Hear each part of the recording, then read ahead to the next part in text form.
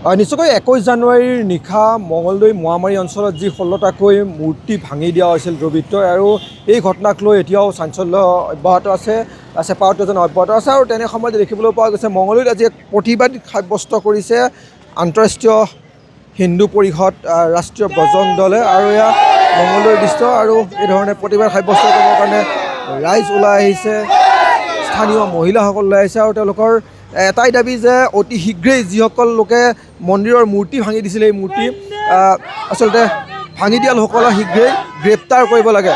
আমি স্থানীয় মহিলাসকল আছে, স্থানীয় লোকসকল আছে, কথা পাতিবলৈ চেষ্টা কৰিম। যিহেতু মোৱামাৰী অঞ্চলত যি ঘটনা সংঘটিত হৈছে সেই ঘটনাক লৈ এতিয়াও চাঞ্চল্য অব্যাহত আছে। মোৱামাৰী ঘটনাক লৈ এতিয়াও কোনো লোকে গ্ৰেপ্তাৰ কৰা নাই। আৰু হয়, তাৰমানে যোৱা 21 তাৰিখে নিশা যোনখন ঘটনা হ'ল আমাৰ হিন্দু সমাজৰ কাৰণে বহুত দুখিত আৰু যি হেৰি গৈছে আজি 4 দিন 5 দিন হৈ গ'ল, আমাৰ প্ৰশাসনে আশ্বাসে দিছে দোষীক গ্ৰেপ্তাৰ কৰিব পৰা নাই। সেই উপলক্ষে আমি তাৰমানে ভাবিছোঁ যে এটা ধন্য প্ৰতিৰোধ কৰি আমাৰ আৰক্ষী বা প্ৰশাসনৰ ওচৰত এটাই দাবী যে দোষীক উচিত শাস্তি দিব লাগে। দোষীক উচিত শাস্তি দিয়াৰ দাবী জনাই এই ধৰণে প্ৰতিবাদ সাব্যস্ত কৰিছে। প্ৰতিবাদ সাব্যস্ত কৰিব লগা হৈছে আপোনালোকৰ? হয় ছাৰ, আমাৰ মাৰ মন্দিৰটো কৰিছে, এইটো আমাৰ শাস্তি চাই। এইটো কি ক'ব যে প্ৰতিবাদ সাব্যস্ত? হয়, যোৱা 21 তাৰিখে যিটো সংঘটিত কৰিলে ঘটনা দুষ্কৃতিকাৰে বিধৰ্মীয়ে, তাৰ কাৰণে আজি প্ৰতিবাদ সাব্যস্ত কৰিবলগীয়া হৈছে। কাৰণ চাওক, আমি মন্দিৰৰ ভিতৰত কোনো ভাঙা বস্তুৱে নাৰাখোঁ। আজি 3 দিন ধৰি মাৰ মূৰ্তি তেওঁলোকে ভাঙা হিচাপে ৰাখিব লগা হৈছে। এইটো এটা বহুত ডাঙৰ বিষয়বস্তু হৈছে। আজি হিন্দু বসতি এৰিয়াত এনেকুৱা ধৰণৰ কাৰ্যসূচী হৈ আছে, কাৰ্যকলাপ হৈ আছে। গতিকে অনাগত দিনত আমাৰ মা, আমাৰ ভনী সুৰক্ষিত নহয় বুলি আমি ভাবোঁ। কাৰণ আজি 3 দিন হ'ল এতিয়ালৈকে দোষী কাৰায়ত্ব হ'ব পৰা নাই। ভাৰতবৰ্ষৰ অসমৰ নিচিনা ৰাজ্যত, য'ত নেকি আজি বাংলাদেশত সংখ্যালঘু হিন্দু হত্যা হৈ আছে, তেনেকুৱা ধৰণৰ সদৃশ হৈ আছে আজি অসমত। গতিকে আমি নিজে নিৰাপত্তাহীনতাত ভুগিছোঁ। আজি আমি নিজে একত্ৰিত হৈছোঁ, ৰাইজ একত্ৰিত হৈছে, ৰাইজক সজাগ কৰিছোঁ যে নিজৰ সুৰক্ষা নিজৰ হাতত আমি বাছি ল'ব লাগিব। কাৰণ অনাগত দিনত মন্দিৰে নহয়, আমাৰ প্ৰাণৰ ওপৰতো ভাবুকি আহিব বুলি আমি ভাবিছোঁ।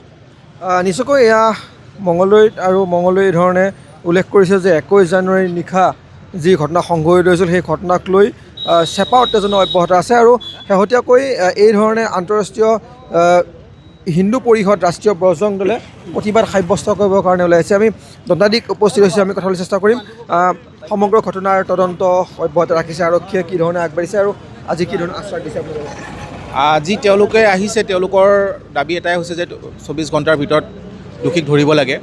কিন্তু ধৰক এতিয়া আইনী প্ৰক্ৰিয়াত পুলিচে কাম কৰি আছে, ছাছপেক্ট ধৰা হৈছে আৰু তেওঁলোকৰ ফালৰ পৰা 2-3 দিনৰ ভিতৰত বা খুব সোনকালে, 2-3 দিন বুলি মই নকওঁ, খুব সোনকালে যিকেইজন মেইন কালপিত তেওঁলোকক ধৰা হ'ব আৰু সেইটো আশ্বাস আমি তেওঁলোকক দিছোঁ। তেওঁলোকেও বুজি পাইছে কথাটো, সেইখিনি।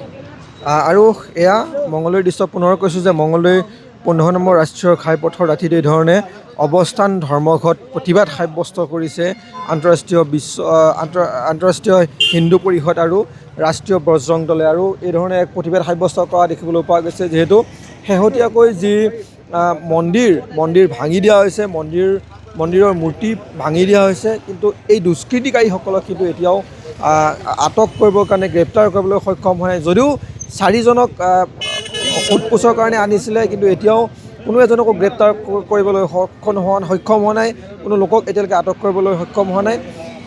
বৰ্তমান এজনক এতিয়াও সোধপোছ অব্যাহত ৰাখিছে মঙলদৈত আৰক্ষীয়ে। কিন্তু এটা কথা আমি উল্লেখ কৰিব লাগিব, বৰ্তমানলৈকে যিহেতু কোনো ধৰণৰ লোকক আটক কৰিবলৈ সক্ষম হোৱা নাই, গ্ৰেপ্তাৰ কৰিবলৈ সক্ষম হোৱা নাই, যাক লৈ এই ধৰণে প্ৰতিবাদ সাব্যস্ত কৰিবৰ কাৰণে ওলাই আহিছে প্ৰতিবাদকাৰীসকল। আপুনি বিচৰা বাতৰি পাব কেৱল নিউজ 18 এপত। নিউজ 18 এপ ডাউনলোড কৰিবলৈ স্কেন কৰক এই QR কোড। গুগল প্লে ষ্টৰতো পাব এই নিউজ 18 এপ।